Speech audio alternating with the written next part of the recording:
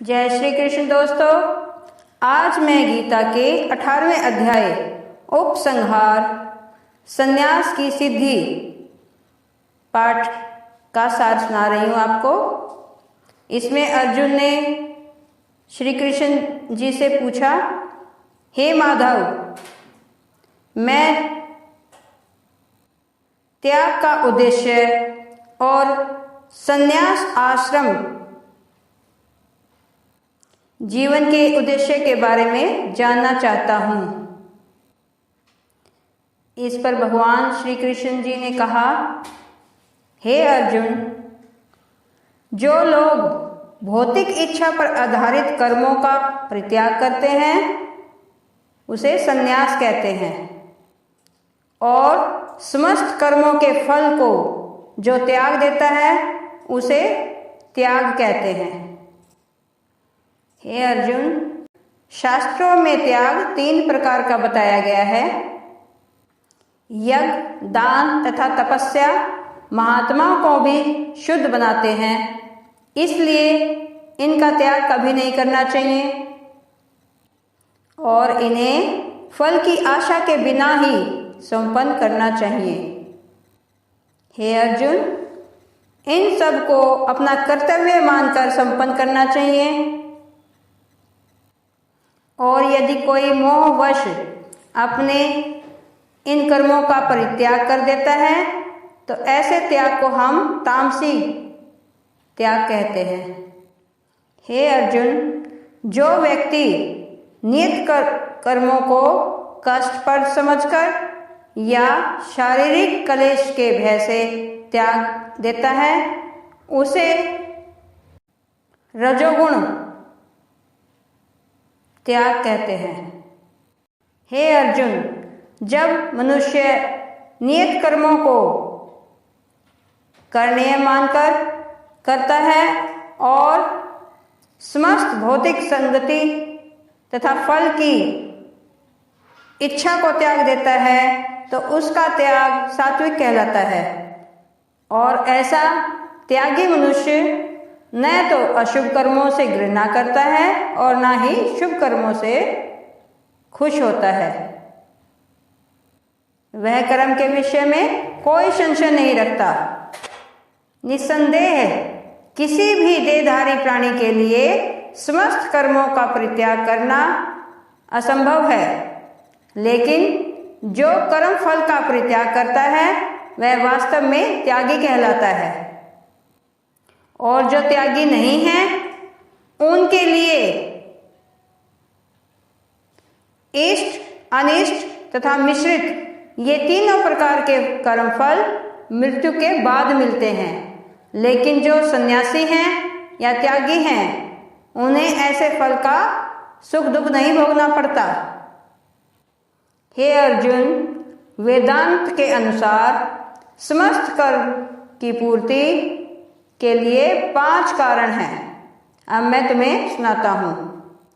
शरीर, कर्ता, विभिन्न इंद्रियां, अनेक प्रकार की चेष्टाएं तथा परमात्मा, ये 5 कर्म के कारण हैं। मनुष्य अपने शरीर, मन तथा वाणी से जो भी उचित अनुचित कर्म करता है वे सब इन 5 कारणों के कारण होता है, और जो इन 5 कारणों को न मानकर अपने आप को ही कर्ता मानता है वह मूर्ख होता है।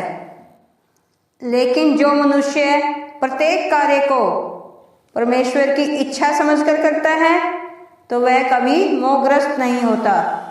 ज्ञान, ज्ञेय तथा ज्ञाता, ये तीनों कर्म को प्रेरणा देने वाले कारण हैं। कर्म तथा कर्ता, ये 3 कर्म के घटक हैं। इंद्रियां, कर्म तथा कर्ता, इन सब से सारे कर्म संपन्न होते हैं। प्रकृति के 3 गुणों के अनुसार ही ज्ञान, कर्म तथा कर्ता के 3 भेद हैं। अब मैं तुम्हें वह सुनाता हूँ। हे अर्जुन, जो मनुष्य हर जीव में, चाहे वह देवता हो, मनुष्य हो, पशु पक्षी या पेड़ पौधे, हर चीज में एक ही आत्मा को देखता है, उसे हम सात्विक ज्ञान कहते हैं। और जो मनुष्य ऐसा समझता है कि शरीर के नष्ट होने पर आत्मा भी नष्ट हो गई, तो उसे राजसी ज्ञान कहते हैं। ऐसे लोग समझते हैं कि अलग अलग शरीर में अलग अलग आत्मा का विकास होता है। और जो मनुष्य शास्त्रों के आदेशानुसार कार्य नहीं करता,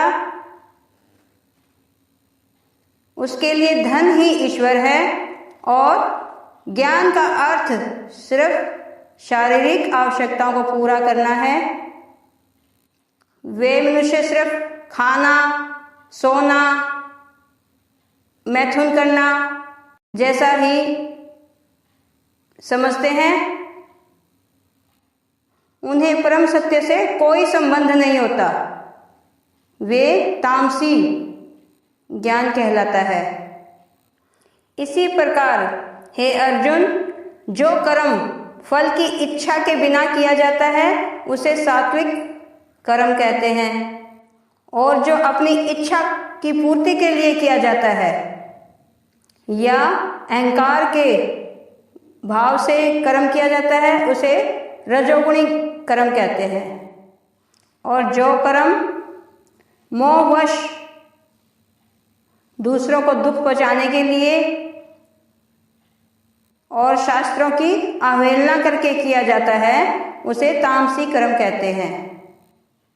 हे अर्जुन, जो व्यक्ति सुख और दुख में एक समान रहता है और हर स्थिति में फल की इच्छा किए बिना कार्य करता है वह सात्विक कर्ता कहलाता है। और जो कर्ता कर्म फल का भोग करना चाहता है वह राजसी कर्ता कहलाता है। यह सुख और दुख में विचलित होता रहता है। हे अर्जुन, जो कर्ता सदा शास्त्रों के विरुद्ध कार्य करता है, दूसरों का अपमान करने के लिए या हमेशा झूठ, आलसी तथा कपटी कार्य करता है वह तमोगुणी कर्ता कहलाते हैं। हे धनंजय, अब मैं तुम्हें प्रकृति के 3 गुणों के अनुसार ही तुम्हें विभिन्न प्रकार की बुद्धि तथा धृति के विषय में विस्तार से बताता हूँ, सुनो। हे अर्जुन, जो बुद्धि हमें अच्छे तथा बुरे का भेद बताती है वह बुद्धि सात्विक बुद्धि है। और जो बुद्धि धर्म तथा अधर्म में भेद नहीं कर पाती वह राजसी बुद्धि है। हे पार्थ, जो बुद्धि मोह तथा अहंकार के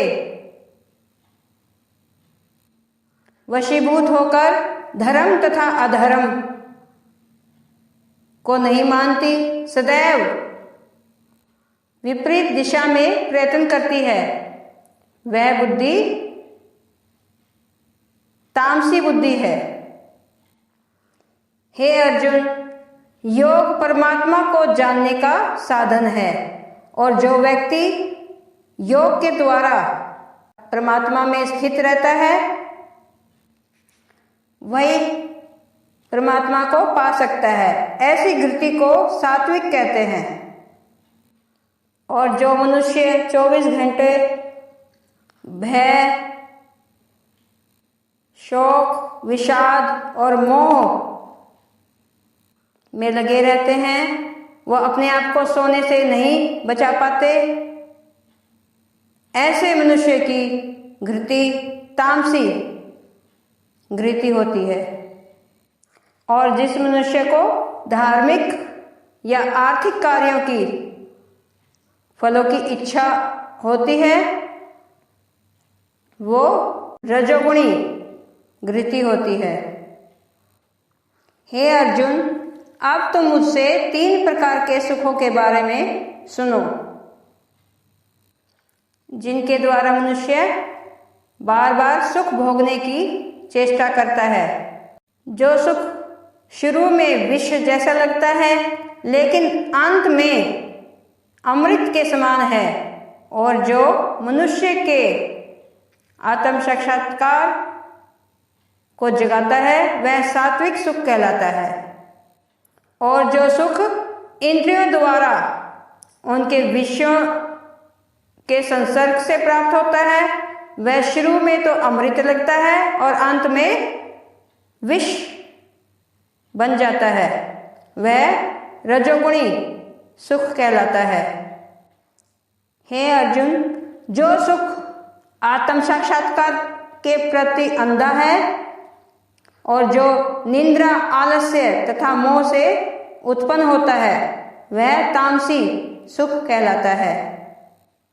इस लोक में या स्वर्ग लोक में या देवताओं के मध्य में ऐसा कोई भी व्यक्ति विद्यमान नहीं है जो प्रकृति के 3 गुणों से मुक्त हो। हे अर्जुन, मनुष्य को किसी भी श्रेणी में जन्म मिला हो, चाहे वो ब्राह्मण हो, क्षत्रिय हो या शूद्र हो, उसे उसी श्रेणी में रहकर कर्म में लगे रहना चाहिए और अपने कर्मों का पालन करते हुए उसी के फल से प्रभु की भक्ति और पूजन करना चाहिए। ऐसे भक्त का परमेश्वर स्वयं उद्धार करते हैं और उसे सर्वोच्च सिद्धि प्राप्त होती है। कोई भी कार्य छोटा या घृणित नहीं होता अगर वह प्रभु की भक्ति के लिए या उनकी पूजन के लिए किया जाए। जैसे, हे अर्जुन, तुम क्षत्रिय हो तो तुम्हारा धर्म है युद्ध करना। अगर तुम युद्ध से भागोगे तो ये घृणित होगा, लेकिन यदि ऐसा युद्ध जो भगवान कृष्ण के लिए करना पड़े तो तुम्हें घबराने की आवश्यकता नहीं। जैसे एक व्यापारी को धन कमाने के लिए झूठ बोलना पड़ता है, अगर वो ऐसा नहीं करेगा तो उसे लाभ नहीं हो सकता। इसी तरह से वैश्य, शूद्र, क्षत्रिय यदि इस तरह कार्य करते हैं और भगवान की सेवा और कभी कभी यज्ञ पूजन आदि करते हैं तो ऐसे कार्यों से कोई आपत्ति नहीं है। और यदि निजी स्वार्थ के लिए ऐसे झूठ कपट बोला जाए तो उसका फल हमें भुगतना पड़ता है। इसलिए प्रभु की भक्ति के लिए ही सारे कार्य करने चाहिए। और जब भगवान को प्रसन्न करने के लिए कोई भी कार्य किया जाता है तो उसके दोष शुद्ध हो जाते हैं और उस भक्ति से संबंधित कर्मफल भी शुद्ध हो जाते हैं। तो मनुष्य अपने अंतर का दर्शन कर सकता है और यही आत्म साक्षात्कार है। मनुष्य को सदा अपने आप को परमेश्वर का अंश समझना चाहिए। यही सोच मनुष्य को वास्तविक सन्यासी बनाती है। हे कुंती पुत्र, इस वक्त तुम मोह वश होकर युद्ध करने से मना कर रहे हो, लेकिन तुम क्षत्रिय हो। अगर तुम अपने कर्म का परित्याग करोगे तो तुम कुमार्ग पर जाओगे और ये कुमार्ग तुम्हारा पतन अवश्य करेगा। इसलिए तुम्हें अपने कर्म का पालन करना चाहिए और युद्ध के लिए तैयार हो जाओ। हे अर्जुन, परमात्मा के रूप में मैं स्वयं सबके हृदय में स्थित रहता हूँ और सब जीवों को निर्देश देता हूँ। शरीर परिवर्तन होने के बाद भी मैं उनके साथ रहता हूँ। शरीर बदलते ही मनुष्य अपने कर्मों को भूल जाता है पर परमात्मा जो भूत, वर्तमान तथा भविष्य का ज्ञाता है, उसे समस्त कार्यों का साक्षी रहता है और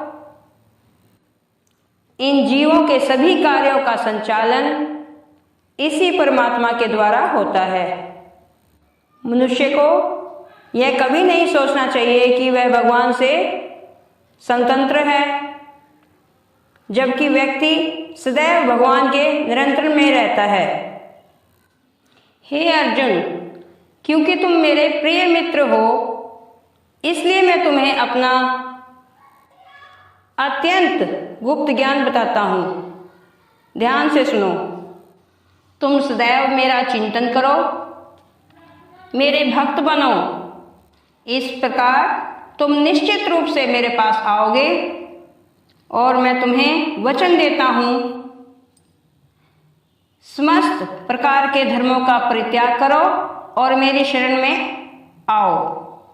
मैं समस्त पापों से तुम्हें मुक्त करके तुम्हारा उद्धार कर दूंगा। डरो मत। जो व्यक्ति भक्तों को यह परम रहस्य बताता है, वह शुद्ध भक्ति को प्राप्त करेगा और अंत में वह मेरे परम भक्त के रूप में मेरे पास वापस आएगा और इस संसार में उसकी अपेक्षा कोई अन्य सेवक न तो मुझे अधिक प्रिय होगा। और मैं यह घोषणा करता हूं कि जो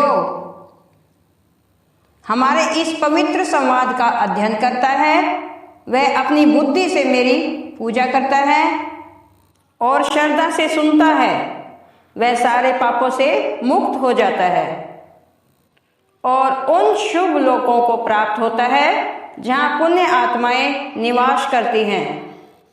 इस पर अर्जुन ने कहा, हे कृष्ण, हे अच्युत्य, अब मेरा मोह दूर हो गया, मेरी स्मरण शक्ति वापस मिल गई और अब मैं